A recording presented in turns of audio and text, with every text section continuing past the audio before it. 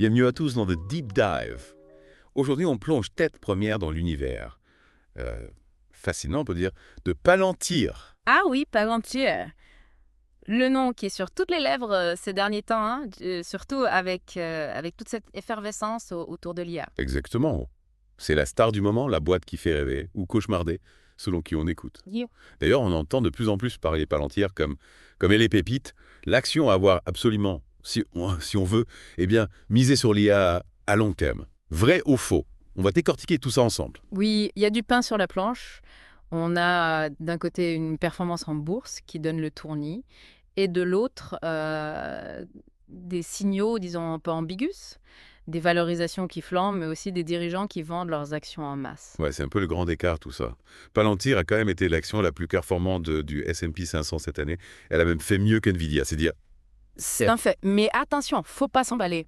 Si on regarde la croissance des revenus, des bénéfices, Nvidia, elle, a une longueur d'avance. Alors, question à 1 million.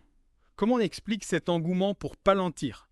Effet de mode bulle spéculative, où il y a vraiment quelque chose de solide derrière. Bon, pour comprendre, faut se pencher sur ce que fait Palantir, concrètement. Ils ont 3 plateformes principales. Gotham pour les agences gouvernementales, Foundry pour les entreprises, et puis AIP, leur plateforme d'intelligence artificielle, la fameuse IA, Et chaque plateforme a un rôle bien spécifique, j'imagine. bien sûr. Gotham, par exemple, c'est un outil révolutionnaire pour les agents de défense, de renseignement. Imaginez, ils peuvent analyser des montagnes de données et en extraire des informations cruciales pour prendre des décisions stratégiques. Impressionnant. Et du côté des entreprises, Foundry, elle leur apporte quoi? Foundry, c'est un peu l'organisateur de génie pour les données d'entreprise, tu vois.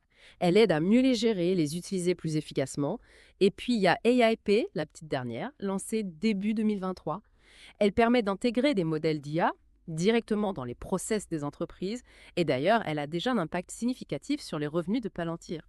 Donc Palantir, c'est vraiment à fond dans MIA, on peut le dire. Mais est-ce que ça justifie une valorisation aussi élevée de Bucket? C'est la question qui fâche, hein. Faut pas oublier que les contrats avec les gouvernements, ça représente entre 50 et 60% du chiffre d'affaires de Palantir. Ah oui, quand même. On peut dire que Gotham est en train de devenir indispensable pour certains gouvernements. Un avantage concurrentiel imbattable, en quelque sorte. C'est tentant de le penser, oui. S'ils deviennent incontournables, ils ont une carte maîtresse à jouer. Mais prudence, hein. Il y a toujours le risque qu'un concurrent débarque avec une solution encore plus performante. Ou qu'un gouvernement se dise « Tiens, on va développer nos propres outils en interne oui, tu as raison, mieux vaut rester prudent.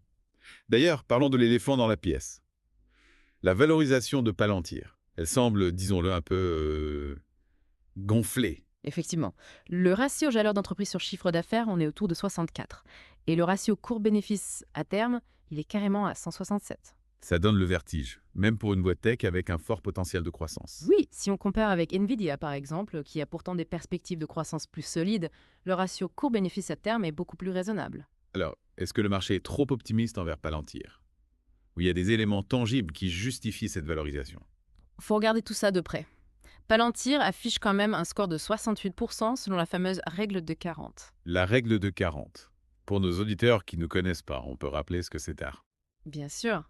La règle de 40, c'est un indicateur pour évaluer la performance des entreprises tech en forte croissance. On additionne la croissance du chiffre d'affaires et la marge bénéficiaire. Si le résultat est supérieur ou égal à 40%, c'est plutôt bon signe. 68%, alors c'est plutôt encourageant, Gilles. Oui, mais Aïk, le cours actuel de l'action, il semble déjà intégrer des années de croissance futuro. C'est comme si le marché avait anticipé tout le potentiel de Palantir. Et puis, il y a un autre signal, un peu inquiétant.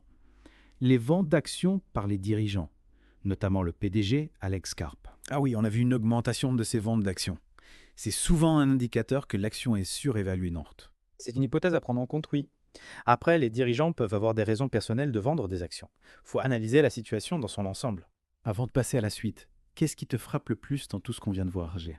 Ce qui est fascinant avec Palantir, c'est cette ambivalence. D'un côté, un potentiel de croissance énorme, des technologies de pointe utilisées par des acteurs majeurs, les gouvernements notamment. De l'autre, des signaux d'alerte, une valorisation qui semble déconnectée et ces ventes d'actions. Un vrai casse-tête pour les investisseurs. Le potentiel de Palantir justifie-t-il le risque fameux? Ou vaut mieux attendre une correction du marché avant de se positionner? Elle est grande question. Et c'est celle qu'on va essayer de décrypter dans la deuxième partie de notre deep dive. Exactement. On va se pencher sur le potentiel de croissance à long terme de Palantir et les différentes stratégies d'investissement possibles. Restez avec nous. On reprend notre deep dive sur Palantir. Juste avant la pause, on se demandait si Palantir avait vraiment le potentiel de croissance à long terme qu'on lui prête. Oui, c'est crucial pour un investisseur de savoir si la boîte a du jus pour les années à venir. Tout à fait. On a vu que la valorisation actuelle, elle est, disons, ambitieuse. Mais peut-être que Palantir a des arguments pour justifier cette confiance du marché. Des arguments solides, j'espère. Eh bien, regardons le contexte géopolitique. La course à l'IA entre les États-Unis et la Chine, elle est bien réelle. Et ça risque d'augmenter la demande pour des solutions comme Gotham, tu vois. Un outil déjà précieux pour les agences gouvernementales. Oui, Gotham pourrait devenir encore plus stratégique. Pour la défense, le renseignement. Un atout de taille pour Palantir. Absolument. Et si on se tourne vers les entreprises, la tendance est claire. Elles adoptent l'IA de plus en plus pour optimiser leurs opérations, gagner en efficacité. C'est là que la plateforme AAP entre en jeu. Elle pourrait surfer sur cette vague et devenir un leader sur le marché. Exactement. Palantir a les cartes en main pour devenir un acteur incontournable de l'IA dans le monde des entreprises. Mais la question reste la même. Est-ce que tout ça justifie son prix en bourse? La question à 100 millions, oui.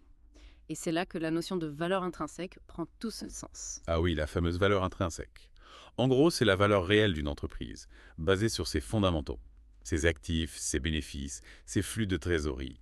On essaie de voir ce qu'elle vaut vraiment au-delà des fluctuations du marché, de l'enthousiasme des investisseurs. Donc c'est un outil pour savoir si une action est surévaluée ou sous-évaluée par rapport à sa valeur réelle. Voilà, comme si on regardait sous le capot de la voiture avant de l'acheter. Excellente image.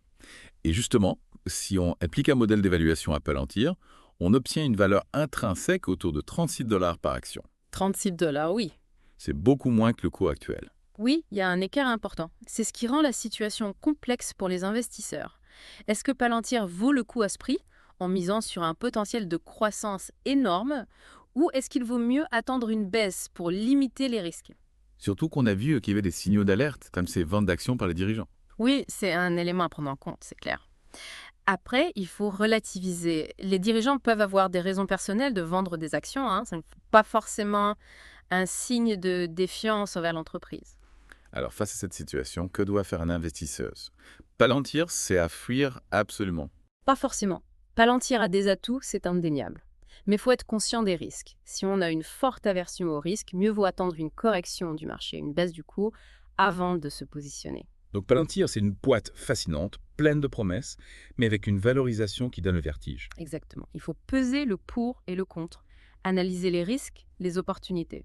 Et surtout, prendre une décision d'investissement qui correspond à son profil de risque, à ses objectifs. Et ne pas se laisser aveugler par l'excitation autour de l'IA. Toutes les boîtes du secteur ne sont pas des mines d'or. C'est un point important. L'IA, c'est une révolution, oui, mais il faut garder la tête froide. Se baser sur des données concrètes pour évaluer le potentiel réel des entreprises qui surfent sur cette vague. Avant de conclure, une dernière question. Imaginons que l'action Palantir chute brutalement, disons de 50%. Tu considérerais ça comme une opportunité d'achat? Ou tes doutes resteraient les mêmes? Bonne question. Même avec une grosse baisse, il faudrait analyser la situation en profondeur. Est-ce que la chute est due à des facteurs externes, comme une correction du marché EBE, ou est-ce que ça révèle des problèmes chez Palantir? Donc même si l'action devient plus abordable, faut pas foncer tête baissée. Voilà. Il faut comprendre les raisons de la baisse, réévaluer le potentiel de Palantir à la lumière de ces nouvelles infos. On arrive à la fin de notre deep dive sur Palantir. Ouf, on peut dire qu'on a pas mal navigué entre enthousiasme et prudence. Ah ça oui, on a décortiqué leur performance, leur place dans le marché de l'IA, ses valorisations records. On a même parlé de la fameuse valeur intrinsèque. Exactement.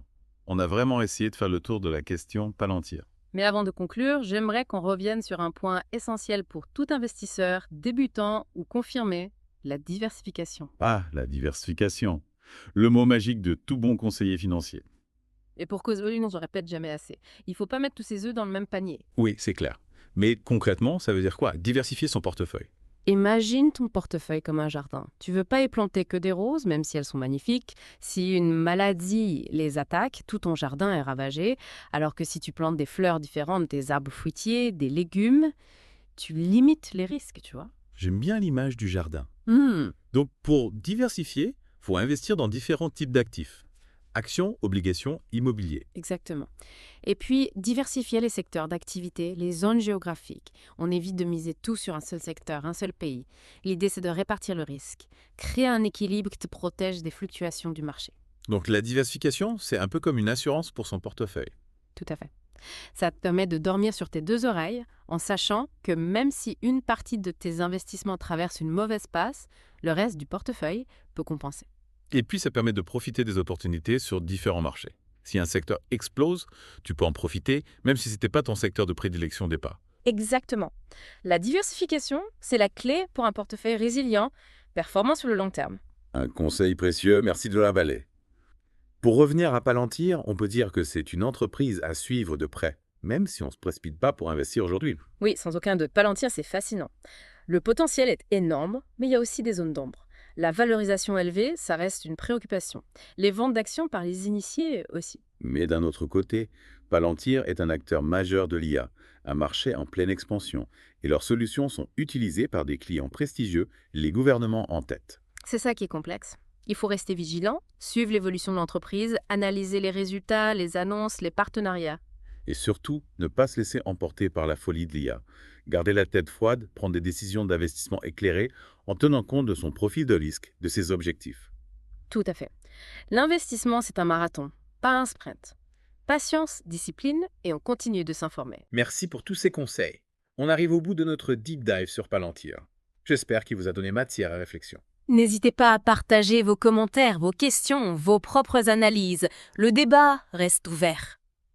On se retrouve très bientôt pour un nouveau deep dive, une nouvelle entreprise, un nouveau défi.